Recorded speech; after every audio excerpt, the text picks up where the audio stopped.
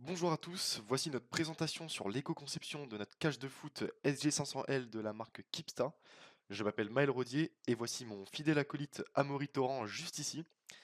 L'objectif de ces deux séances passées en cours était de tout d'abord renseigner toutes les pièces de notre produit à partir des données constructeurs sur le logiciel EcoDesign et par la suite déterminer l'impact environnemental de ce produit et à partir de ces résultats-là, trouver une piste d'amélioration tout en respectant le cahier des charges. Le cahier des charges imposait à ce nouveau but d'avoir une résistance au moins égale à celle de l'initiale. On pouvait passer d'un prix de 80 € à 100 € par produit, de 10 à 17 kg, tout en conservant les dimensions à l'origine. Et il fallait qu'en plus de ça, on conçoit un système d'attache plus résistant dans le temps et que les barres transversales résistent à un effort de 70 kg. Pour la suite de l'étude, nous avons ouvert le logiciel EcoDesign et nous avons renseigné sur le logiciel toute la nomenclature et les données, la masse unitaire d'une pièce, le nombre total de pièces, pour ainsi avoir le poids total de ces pièces. On a renseigné les procédés de fabrication de ces pièces. Est-ce que c'est de l'acier laminé, de l'aluminium? Est-ce que ça a été soudé ou non? Est-ce que ça a été peint ou pas? Et on a pu le déterminer à partir de la photo du produit d'origine. Et il faut savoir que toutes ces pièces viennent du même endroit, donc de Chine. Pour illustrer mes propos, voici les étapes suivies sur le logiciel EcoDesign. Tout d'abord, nous avons créé un projet dans EcoDesign. Dans ce projet, nous avons défini des ensembles comportant lui-même des sous-ensembles et chaque sous-ensemble possède un certain nombre de pièces. Et comme énoncé précédemment, nous avons renseigné tous les types de procédés de fabrication pour chaque pièce. Pour réaliser le cycle de vie de notre produit, nous avons tout d'abord initialisé des indicateurs, notamment l'appauvrissement des ressources, le rejet de particules fines, etc. Pour ce faire, on a regardé la distance entre le centre de production de la pièce, donc de Chine, pour toutes les pièces, jusqu'à l'arrivée dans les entrepôts en France. On a relevé le kilométrage moyen et on l'a renseigné. Les dernières choses à renseigner étaient tout d'abord les pays destinés à la distribution du produit, puisqu'il faut en vendre 85 000 par an. Uniquement la France n'aurait pas suffi.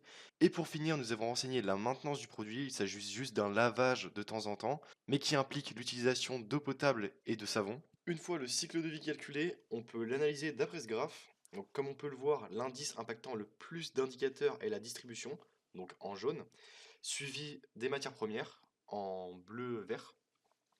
Donc c'est sur ces indices qu'il faudra se concentrer. Cependant, la distribution n'étant pas dans notre champ d'action, on a décidé de reconcevoir les matières premières du produit. Et en regardant plus attentivement l'utilisation de ressources minérales et métalliques de chaque pièce, on s'est aperçu que celles qui en utilisaient le plus étaient les tubes F, G et G'.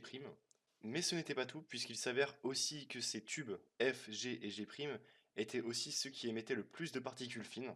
Pour finir, et avant de passer la parole à mon acolyte, nous avons réalisé un graphe montrant la pollution, ou du moins le rejet de particules dans l'air, en fonction du rapport à la masse de matière première utilisée. Et encore une fois, sans surprise, on voit que ce qui se démarque du lot sont les tubes F, G et G'.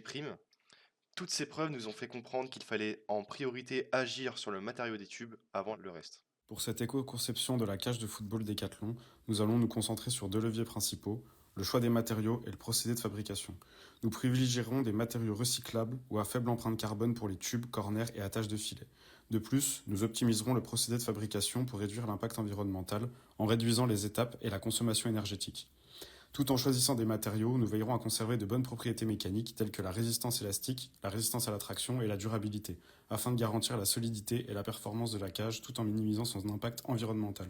Dans cette analyse comparative, nous constatons une réduction de notre score d'impact dans tous les critères sélectionnés, notamment les émissions de particules fines et l'impact sur l'écosystème marin. Cependant, une hausse significative du score apparaît dans l'utilisation des ressources minérales et métalliques, ce qui reste difficile à expliquer. Nous avons également constaté que, en simulant l'importation de matériaux depuis des pays plus proches que la Chine, par voie ferroviaire plutôt que maritime, nous avons réussi à réduire l'impact environnemental lié à l'approvisionnement des matériaux. Dans cette section, nous allons vérifier le respect du cahier des charges imposé par le client. En conservant le même volume pour les pièces, nous avons réduit la masse totale du produit final d'environ 5 kg par rapport à l'ancien modèle. Cette diminution est principalement attribuée au choix de l'aluminium qui est plus léger que l'acier utilisé initialement. Conformément au cahier des charges qui impose une résistance à une charge de 700 N, nous avons utilisé la modélisation basée sur la théorie des poutres en résistance des matériaux pour déterminer la contrainte équivalente agissant au centre de. Conformément au cahier des charges qui impose une résistance à une charge de 700 N, nous avons utilisé la modélisation basée sur la théorie des poutres en résistance des matériaux pour déterminer la contrainte équivalente agissant au centre de la barre transversale. Nous avons ainsi vérifié que cette contrainte ne dépasse pas la résistance élastique du matériau. Par conséquent, pour une charge de 700 N appliquée au centre de la barre, aucune déformation plastique ne devrait apparaître. Le cahier des charges du client nous demande de déterminer la flèche maximale au centre de la barre transversale sous une charge de 700 N, équivalente au poids d'un enfant d'environ 70 kg accroché à la barre. Après calcul, nous obtenons une flèche verticale d'environ 14 cm. Le cahier des charges du client permettait une augmentation du prix final du produit de 20 euros. Cependant, grâce à un choix optimisé de matériaux, nous avons réussi à réduire le prix d'environ 12 euros par rapport à l'ancien modèle.